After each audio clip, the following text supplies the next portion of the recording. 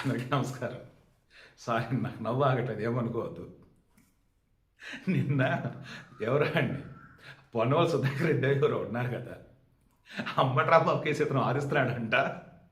ఇంకేమైనా మనోడికి రిమాండ్ ఖాయం, అది కూడా 14 రోజులు ఖచ్చితంగా వేస్తారు, ఈలోపు పోలీస్ కస్టడీ కూడా ఇస్తారు. పాపం అమ్మటే ఆ జగన్ కక్ష కట్టేట్టున్నాడు, పొన్నవల మంపెడని చెప్పేసి అన్నారు. తీరా చూస్తే అదే జరిగింది.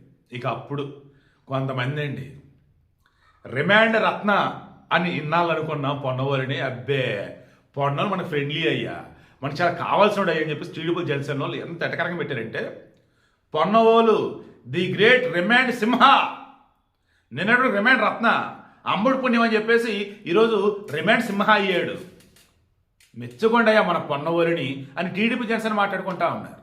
ఈ పొన్నవోలు ఏమో జగన్ ఆదేశిస్తే నా ప్రాణాన్ని ఇస్తానని చెప్పేసి ఆయన అంటాడు. బామ్మో, బట్ పొన్నవోలి టాలెంట్ ముందు ఎవరు కూడా సరిపోరు.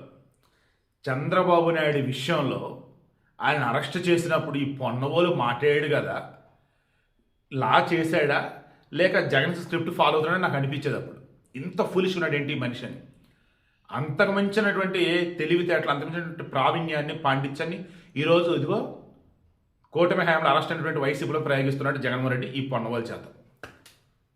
పొన్నవోలు అండ్ జగన్ ఇద్దరు కూడా first class students, no doubt.